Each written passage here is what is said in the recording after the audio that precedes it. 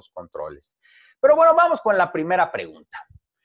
Acude a tu consulta un hombre de 60 años de edad porque se tomó un antígeno prostático, no te sabe decir si fue él o fue un familiar, y tiene una muestra de 15 nanogramos sobre mililitro.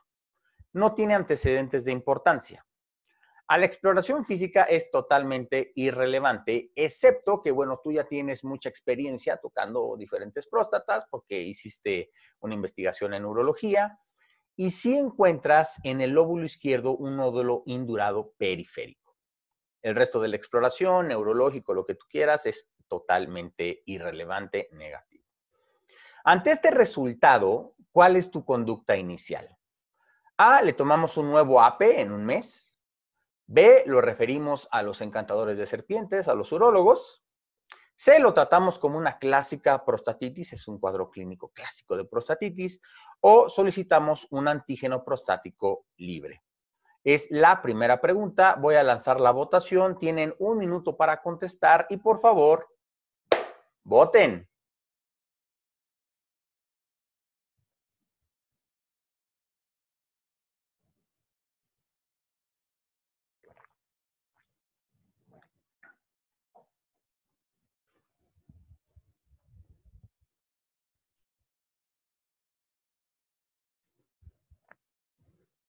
Está lloviendo aquí al sur de la Ciudad de México. 30 segundos.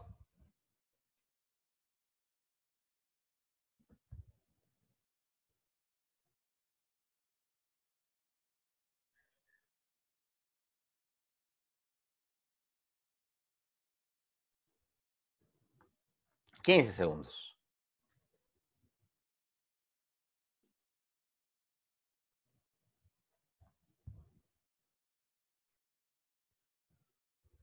Tres, dos, uno, tiempo.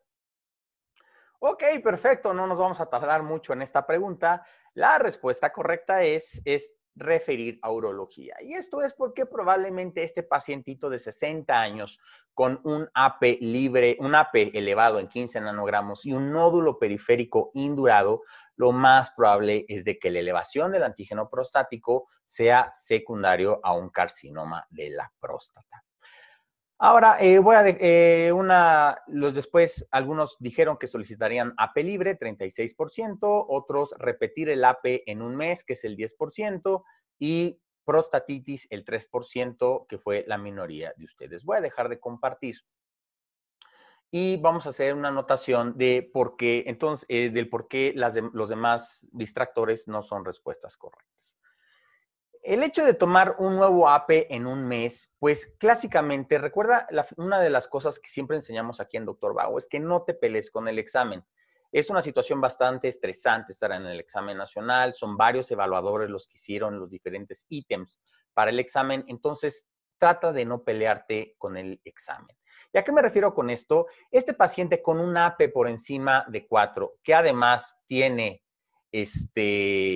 un nódulo indurado al examen dígito rectal, lo más probable es de que todo esto se pueda explicar debido a un cáncer prostático. Entonces, el hecho de repetir un AP en un mes, vengo del futuro y el AP sale mucho más elevado. Entonces, no es la conducta ideal y no es lo que la Secretaría de Salud quiera que contestes. Entonces, bueno, esta es una respuesta incorrecta.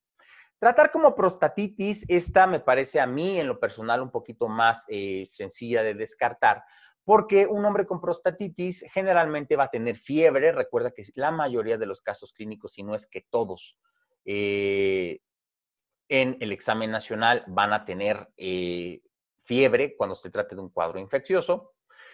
Además, no tiene otros factores de riesgo, como que tenga infecciones de vías urinarias de repetición o que sean hombres que tienen sexo con otros hombres.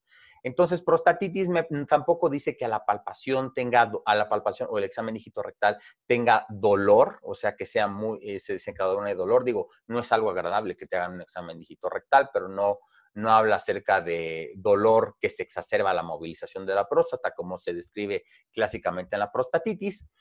Y por último, me parece que el más difícil tal vez de descartar es el AP libre. Durante todo Para fines prácticos del examen nacional, ustedes en primer nivel de contacto solamente enfóquense para diagnóstico inicial o incluso en el tamizaje de los pacientes en el antígeno prostático específico total. Existen varios marcadores los cuales utilizan los urólogos que ya es en segundo nivel, como es el AP libre, P3CA, Pro2PCA, los cuales ellos ayudan a determinar si este paciente es candidato a biopsia o no. Pero si te das cuenta, el evaluador te está poniendo varias cosas que te hace, que te obligue a que identifiques un cáncer prostático. Primero, el nódulo indurado. Recuerda que cualquier paciente con una alteración en el examen dígito rectal que sea palpable debe ser llevado a urología. Y además tienes un paciente que tiene un valor por encima de 7 nanogramos mililitro. Aquí la controversia puede ser un poco con la guía de práctica clínica que menciona de que si el AP está elevado, veas el antígeno prostático libre para derivarlo o no derivarlo a urología. Pero para fines prácticos, cualquier paciente que tenga más de 7 nanogramos de antígeno prostático libre o que tenga un examen dígito rectal anormal, todos esos pacientes tienen que ser referidos a urología porque ellos son los que van a determinar qué hacer o qué no hacer con el paciente. Entonces, durante muchos años, el tamizaje para cáncer de próstata fue muy controversial y esto fue porque salieron dos estudios, un estudio americano y un estudio europeo. Los europeos determinaron que el tamizaje disminuía la mortalidad por cáncer de próstata en un 20%, pero necesitas hacer tamizaje a cerca de 800 pacientes para salvar a un paciente por muerte por cáncer de próstata. Los americanos en la década pasada habían publicado un estudio enorme que incluía más de 100,000 pacientes y determinaron que los pacientes con tamizaje se morían más. Pero ¿cómo un paciente con tamizaje se va a morir más que un paciente que, no, que estaba asintomático? Lo que resultó es que recuerda que si tú vas a hacer un tamizaje es porque vas a tomar ciertas decisiones. Entonces, estos pacientes podían complicarse por las biopsias transrectales, por someterse a las prostatectomías radicales o complicaciones propias alrededor de la cirugía. Posteriormente, hace unos 4 o 5 años, sacaron una enmienda a este estudio, se hizo nuevamente un análisis y la controversia terminó. Los americanos aceptaron que también el hecho de hacer tamizaje disminuye la mortalidad por cáncer de próstata. Recuerda que este número no es un número que tal vez en la práctica privada o individual no parezca tan impresionante. Necesitas hacer 1,000 invitaciones para disminuir una muerte por cáncer de próstata. Tal vez como médico individual lo veas como, bueno, cuando voy a ver 1,000 pacientes, pero velo como un secretario de salud.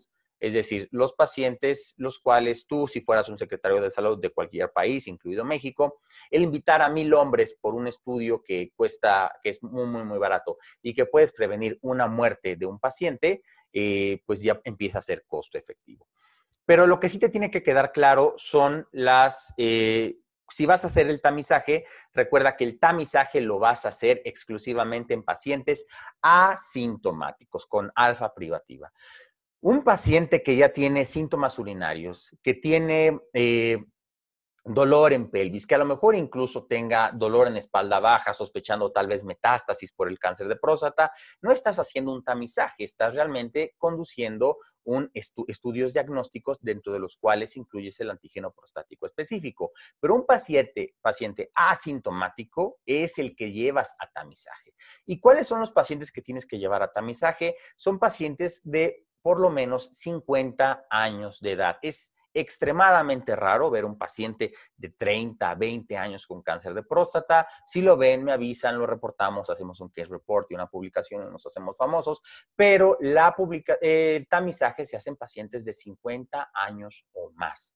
Y que por favor tengan por lo menos una expectativa de vida de por lo menos 10 años. Es impresionante la cantidad de veces que en los hospitales vemos pacientes de 70, 80 años de edad con EPOC, cardiopatía isquémica, enfermedad de las vacas locas, enfermedad arterial periférica, y a alguien se le ocurre en el piso pedirle un antígeno prostático específico, porque está asintomático, porque eso no es un adecuado tamizaje. Recuerda que tengan 50 años y por lo menos que vayan a tener 10 años más de expectativa de vida, tomando en cuenta que los mexicanos vivimos una mediana de 72 años los varones. Ahora, Puedes empezar antes, a los 40 años de edad, si el paciente tiene antecedentes heredofamiliares de cáncer de próstata, es decir, un caso de cáncer de próstata por debajo de los 50 años o si tiene ascendencia de raza negra o es de raza negra. En los pacientes de raza negra se conoce que el cáncer de próstata aparece más temprano y es mucho más agresivo que en otras razas. Cada cuando hacemos el antígeno prostático específico como tamizaje, algunas guías mencionan 1 año, algunos 2, incluso algunos hasta 4 años. Y siempre la interrogante es si tenemos o no que hacer examen dígito rectal. Para fines del examen nacional hay que hacer un examen dígito rectal, pero recuerda que para poder tener una gran sensibilidad en los dedos y obviamente con guante, porque así se realiza un tacto rectal, tienes que tocar muchas próstatas y para poder tener esta sensibilidad y detectar si encuentras algún nódulo crecido. Recuerda que generalmente se sabe que el cáncer de próstata se desarrolla en la periferia de la glándula. Es muy raro el hecho de que sea en la zona central, a diferencia de lo que sucede con hiperplasia prostática. Y cuando nos detenemos, las guías prácticas internacionales, tanto la mexicana como las de diferentes asociaciones, mencionan que a los 69 años ya puedes detener porque pues esperas que este paciente no vaya a vivir más de 10 años, aunque sigue siendo una decisión conjunta. O si el paciente antes de esa edad desarrolló una comorbilidad que disminuya su expectativa de vida en 10 años, es decir, que le haya dado un glioblastoma multiforme, que tenga un adenocarcinoma de páncreas metastásico. Esos son los pacientes los cuales ya no son candidatos a tamizaje para cáncer de próstata o pacientes de 65 años de edad y que tengan un AP por debajo de 1. Estos pacientes pues ya tienen una pasita, entonces lo que se establece es de que probablemente no vayan a desarrollar cáncer de próstata, pero nuevamente este es uno de los estudios que requieren de una excelente comunicación entre médico y paciente, porque el paciente tiene que entender que si el resultado sale anormal, desencadenaremos una serie de decisiones que puede incluso conllevar a realizar procedimientos más invasivos y comprometer su integridad. De hecho, se conoce el AP como el estudio más bioético que existe porque el paciente tiene que estar consciente de realizárselo y de las posibles consecuencias que pueda traer. Bueno, vamos a seguir con lo siguiente. Como les mencioné, de forma general, porque en la guía de práctica clínica vienen muchos números, de forma general, si el AP está por debajo de 4, a ese paciente manténlo en vigilancia. Si el paciente tiene más de 7 y o tiene un examen dígito rectal independientemente del nivel del AP, ese paciente refiere a la urología.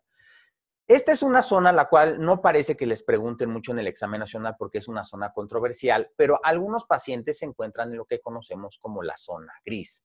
Es decir, un AP entre 4 y 7. Además, existen algunas tablas de AP por edad, no les hagan caso, son mexicanas, no les hagan caso.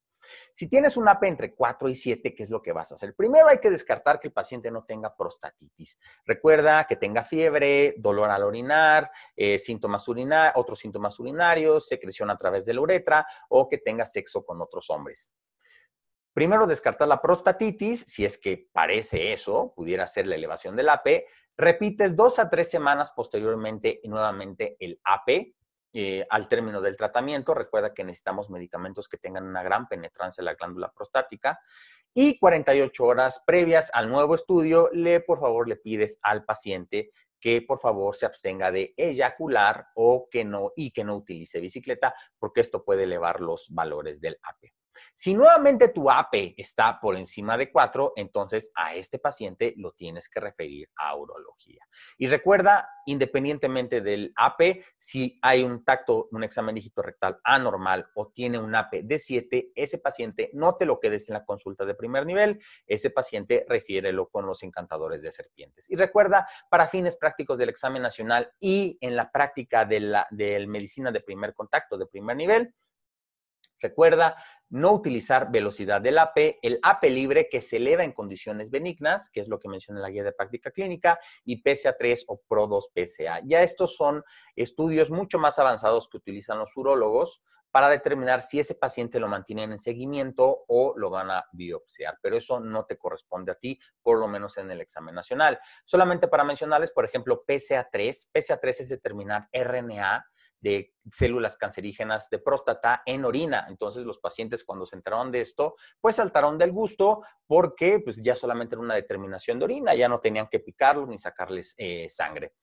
Sí, es en orina, pero el inserto del estudio lo dice muy claro. Este paciente tiene que ser estimulado rectalmente la próstata previo a la recolección de orina y bueno, ya muchos pacientes se echaron para atrás en el momento de hacer el estudio. Pero bueno, es un estudio que está validado, pero hay que recordar que hay que estimular previamente la próstata a través del recto y el PRO2-PCA es el proantígeno prostático específico y que se encuentra elevado en situaciones en las cuales están más asociadas con cáncer de próstata. Porque recuerda que el AP es un marcador que es próstata específico, pero no es cáncer específico, porque se puede elevar por otras situaciones benignas, desde hiperplasia, la eyaculación o incluso el uso de bicicleta.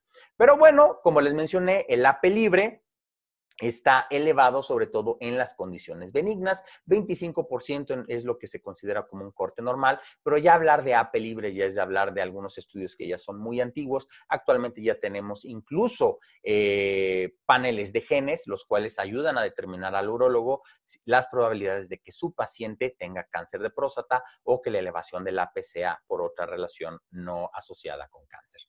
Pero bueno, ya basta de hablar, vamos con la segunda pregunta del caso clínico. Es el mismo abuelito de 60 años de edad, el cual llegó con un AP de 15, le hiciste un examen dígito rectal, tiene un nódulo indurado periférico en el lóbulo izquierdo, restos sin agregados, lo referiste a urología y los urólogos te felicitaron, te abrazaron, muchísimas gracias que pusiste atención en tus clases de urología o al doctor Vago.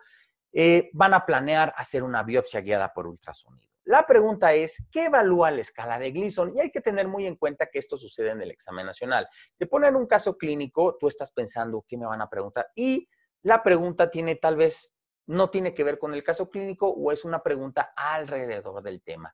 Entonces, la importancia de leer en su completitud el caso clínico, porque tú ya empiezas a hacerte ideas de qué es lo que te deben de preguntar, otro gran error que enseñamos en Doctor Vago a no caer. Aquí la pregunta es, ¿pude o no haber puesto el caso clínico? La pregunta es, ¿qué evalúa la escala de Gleason?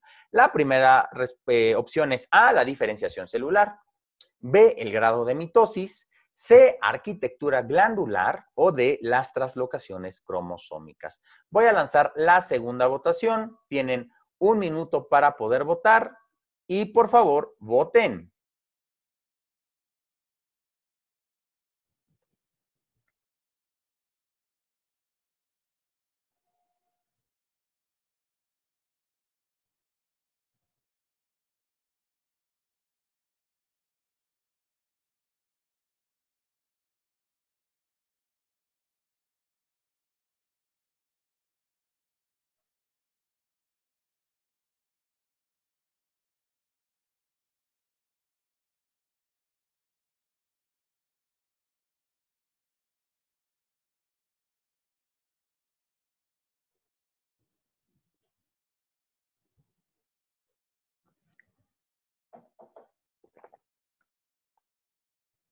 ¿13 segundos?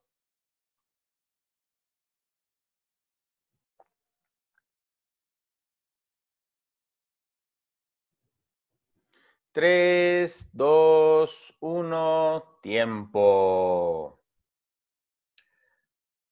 Ok, perfecto. La mayoría de ustedes, 52%, tuvo la respuesta correcta. La escala de Gleason evalúa la arquitectura glandular. Después, algunos de ustedes la diferenciación celular y luego el grado de mitosis y nadie de ustedes contestó las traslocaciones cromosómicas. Entonces, aquí lo importante es el hecho, voy a dejar de compartir los resultados.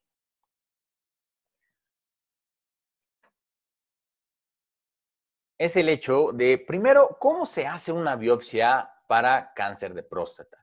Entonces, lo que hacemos es poner al paciente en decúbito caprino, es decir, de chivito al precipicio, al pacientito. Y bueno, esto es viendo al paciente con su ano viéndonos a nosotros, ¿no? Entonces, lo que van a hacer los urólogos, porque siempre se hace entre dos urólogos o un urólogo y un ayudante, es trazar una línea por la mitad imaginaria y luego dos líneas horizontales. Entonces tendremos 1, 2, 3, 4, 5, 6. 6 sextantes. Y en cada una de ellas vamos a tomar 2 biopsias. Es decir, el mínimo de biopsias aceptable va a ser de 12 biopsias, que tienen que estar muy bien identificadas y el urólogo lo hace, bueno, este es el sextante superior izquierdo, sextante medio lateral derecho, etcétera. Tiene que estar muy identificado para que el patólogo lo pueda catalogar y reportarle la zona donde encontró el cáncer. Obviamente, para realizar este procedimiento se tienen que bloquear los pudendos. Esto se hace mediante, toda la toma de biopsia y bloqueo se hace mediante un probando, que es un ultrasonido endorrectal, el cual se bloquean los pudendos con anestesia local. Y si no lo han visto, véanlo en YouTube. Es un procedimiento más o menos cruento, sale sangre, en ocasiones hasta materia fecal. Pero aún así, a pesar de esto, muestreamos menos del 1% de la glándula prostática. Es decir, por ejemplo, comparándolo con mama, ¿qué tiene que ver eso? En mama, la paciente se hace una mastografía, está el nódulo maligno y el cirujano o el radiólogo intervencionista primero toma muestra de ese nódulo y no está muestreando a ciegas la glándula prostática, que es lo que seguimos haciendo nosotros hasta este momento. Ya existen nuevos estudios, los cuales son fusiones de ultrasonido y resonancia magnética, en el cual se puede identificar el nódulo prostático e ir sobre el mismo, pero actualmente en el país solamente existen 3 o 4 centros hospitalarios en toda la República Mexicana que lo hacen. En la mayoría de los hospitales en México se sigue utilizando esta técnica, que es una técnica, al fin y al cabo, que es a ciegas, porque no vas sobre un nódulo específico, sino simplemente muestreas 2 veces cada uno de los sextantes para poder encontrar dónde está la alteración. Si tiene un nódulo periférico, bueno, pues tratas de muestrear esa zona, pero sigue siendo al fin y al cabo un procedimiento a ciegas. Y no existe, por ejemplo, también comparándolo con cáncer de mama, que si el nódulo cumple ciertas características, el tumor cancerígeno, ciertas características, podrías hacer una cuadrantectomía. En los pacientes con cáncer de próstata se va toda la próstata. Si decidiste hacer una prostatectomía radical, no existe tal cosa como una prostatectomía parcial. Y cuando yo hablo de cáncer de próstata, estoy hablando de adenocarcinoma de próstata. Existen sarcomas prostáticos, existen linfomas prostáticos, existen tumor de células pequeñas de cáncer de próstata, pero el 95% de los casos cuando hablamos de cáncer de próstata estamos hablando de adenocarcinomas. Y los adenocarcinomas, los patólogos utilizan una escala que se conoce como la escala de Gleason, que es una sumatoria que va del 1 al 5. El 1, que es la parte que están viendo en la parte superior de la pantalla, la arquitectura, que es lo que evalúa en la escala de Gleason, la arquitectura.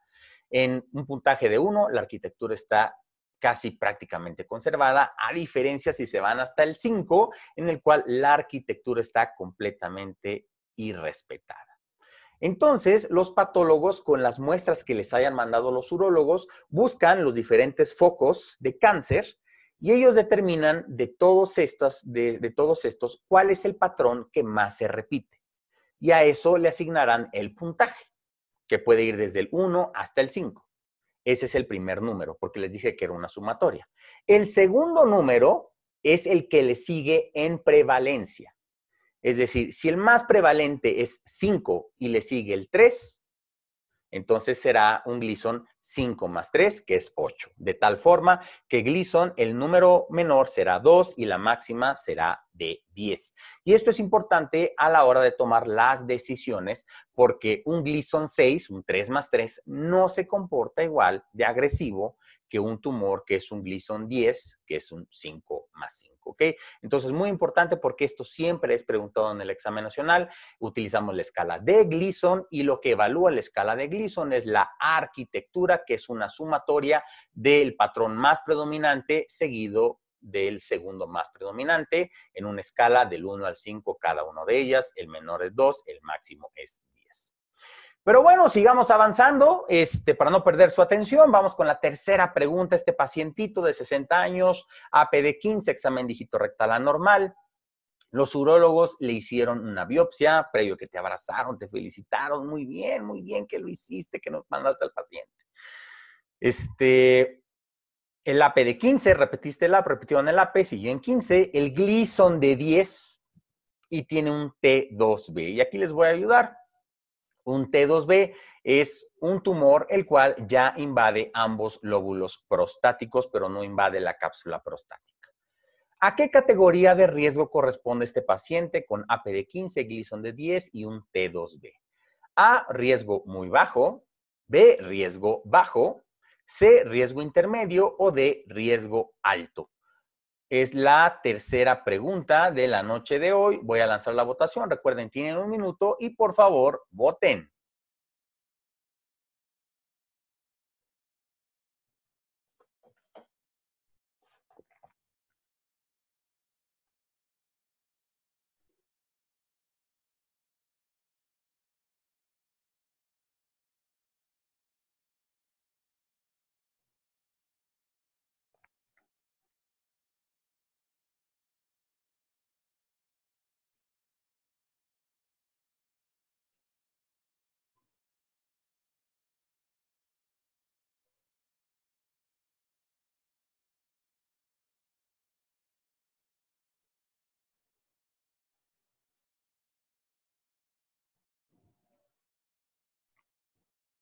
$15 segundos. 9.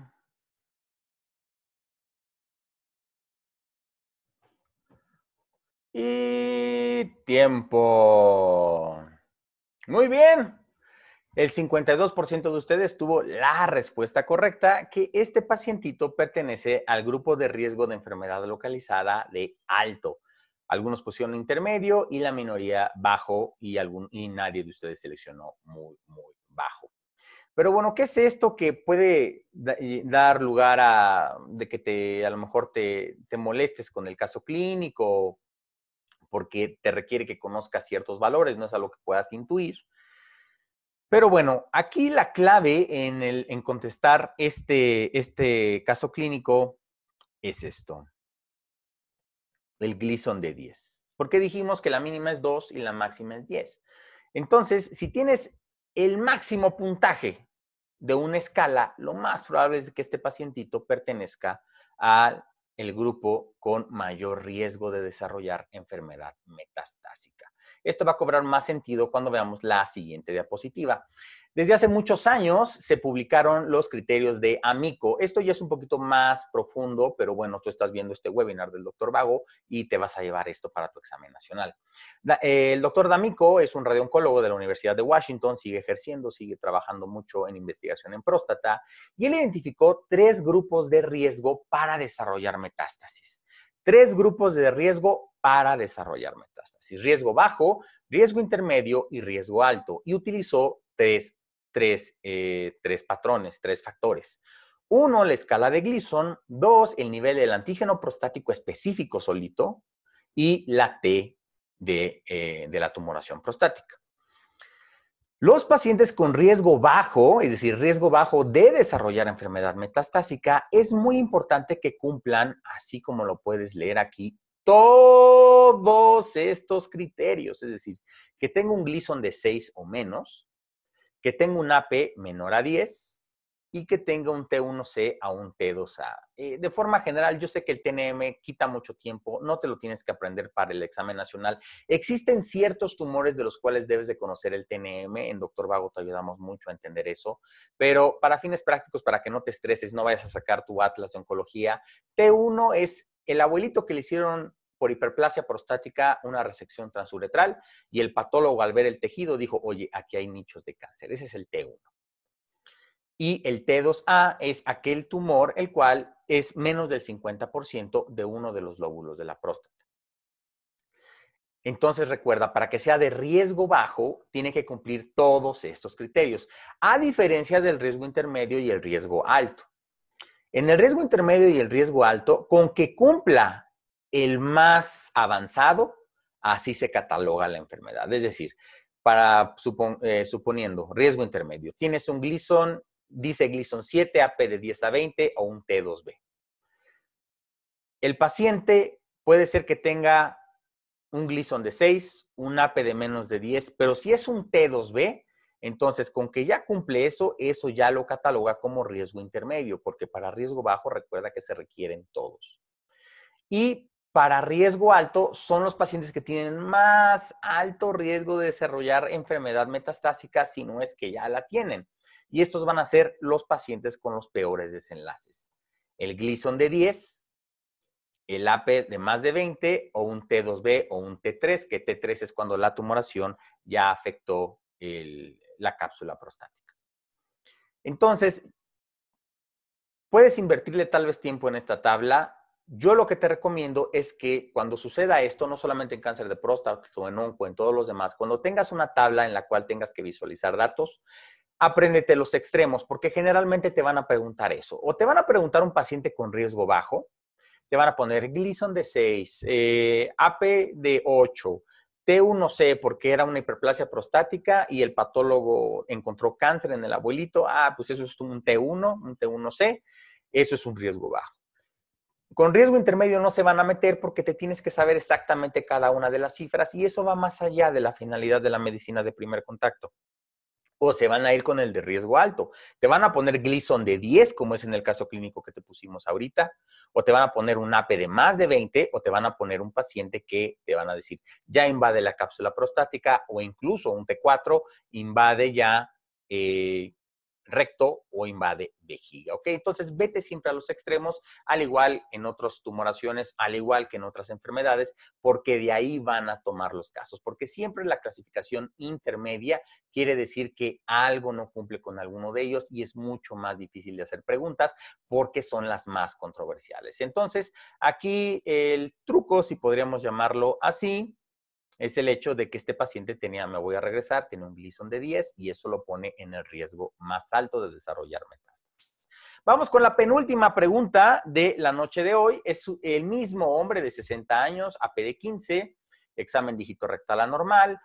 Los urólogos le hicieron una biopsia. Los estudios finales fueron AP de 15, Gleason de 10 y fue un T2B, es decir, tiene una tumoración que abarca más del 50, casi los dos lóbulos, no más del 50% de uno de ellos. Este paciente que corresponde a un riesgo que ya vimos, ¿qué estudios de imagen solicitarías? A, una tomografía de tórax, de abdomen y pelvis y un gammagrama óseo. B, un PET-CT. C, resonancia pélvica o D, ultrasonido hepático, ¿ok? Entonces, pues la encuesta número 4, voy a lanzar la votación, tienen 1 minuto para contestar y por favor, voten.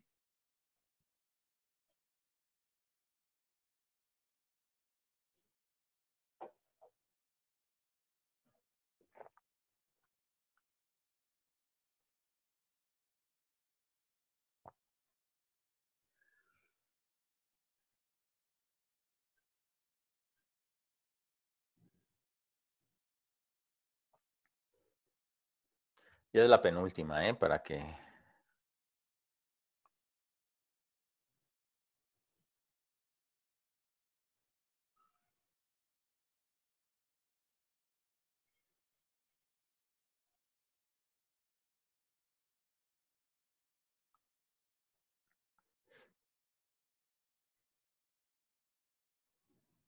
¡10 segundos!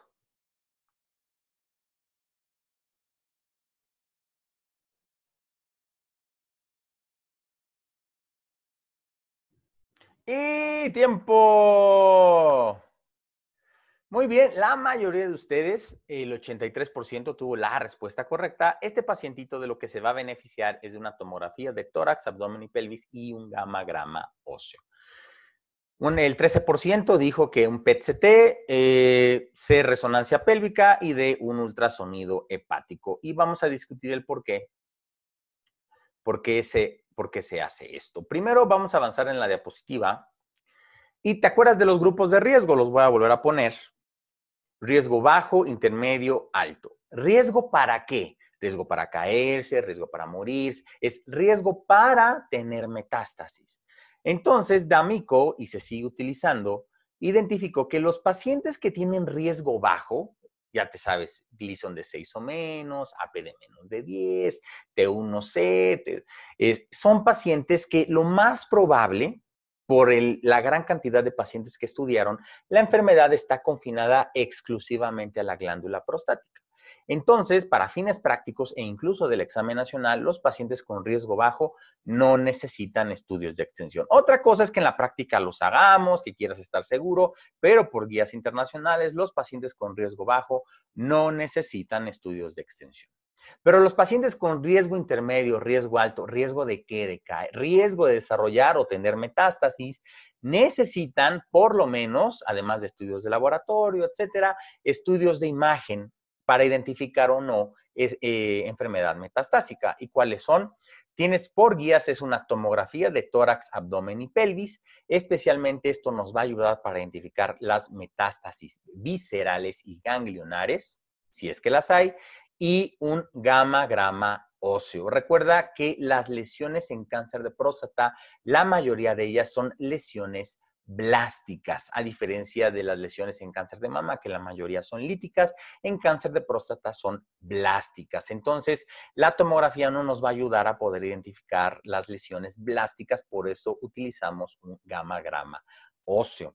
Y esta imagen que puedes ver a la derecha es un gamma-grama, y todo lo que pinta de negro es el cáncer que está saludando al paciente. De hecho, este patrón en el que casi todos los huesos están pintando se conoce como patrón de super scan.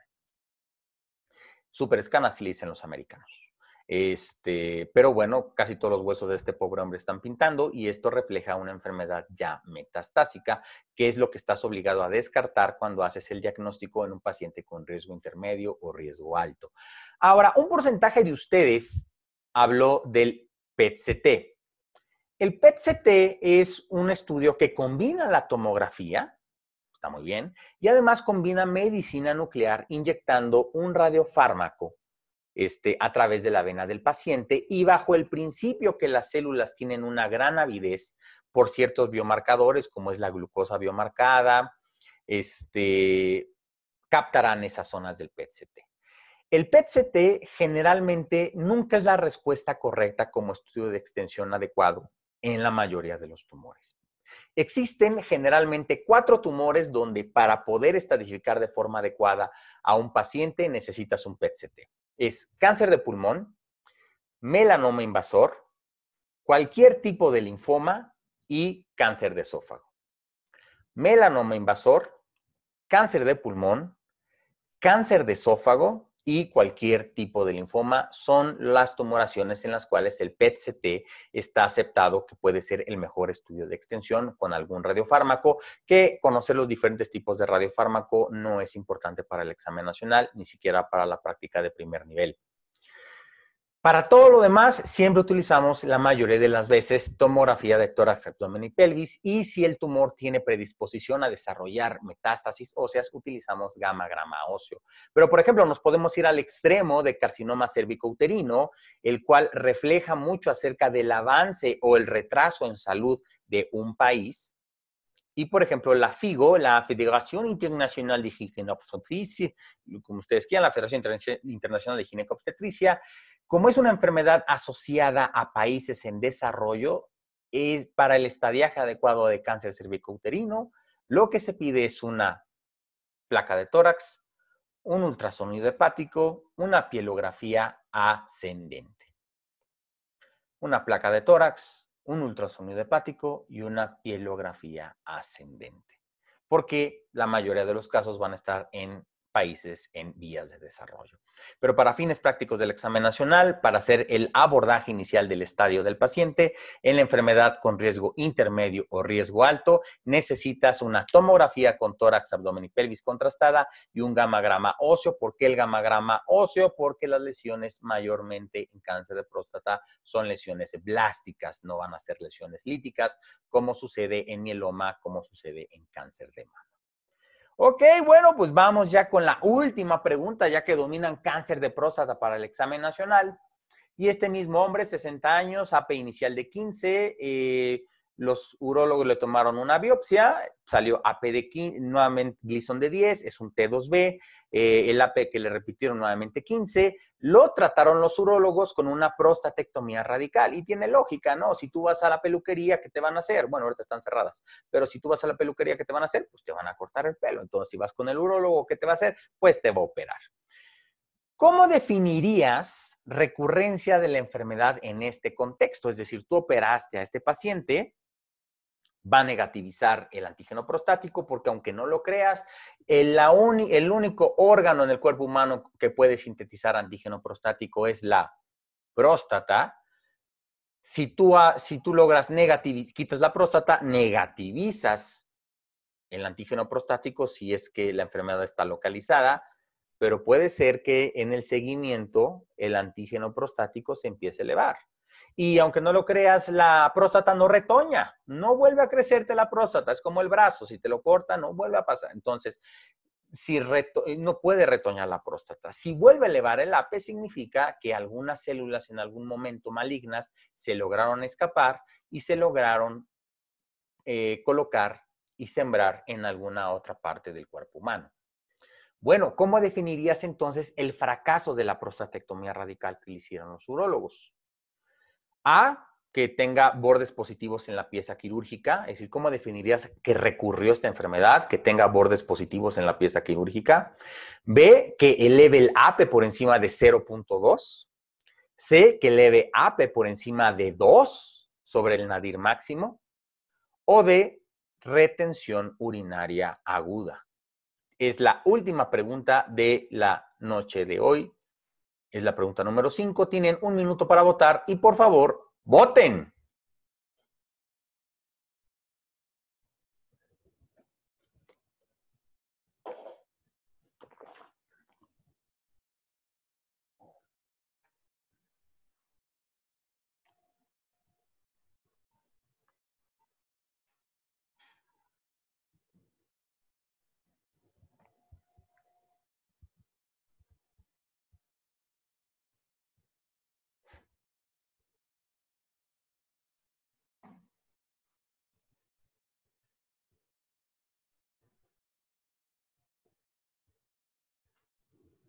¿20 segundos?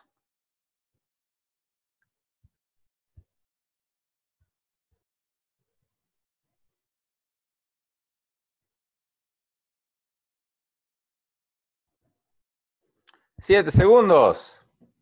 Y es el último caso, ya es el último caso. Y tiempo. Como diría un maestro mío, hasta que les gané una. La mayoría de ustedes tuvo la respuesta incorrecta. La respuesta correcta es B, que ahorita lo vamos a ver. Recuerda, no hay que ponerse tristes. La finalidad, sobre todo en cualquier plataforma, aquí en Dr. Vago lo repetimos mucho, es que te equivoques aquí. Llora en el dojo, ríe en el campo de batalla. Equivócate aquí para que el día de mañana, a finales de septiembre, te venga un caso similar, te rías y pases a la siguiente pregunta porque ya habías visto ese caso clínico similar. La respuesta correcta es la elevación del AP por encima de 0.2.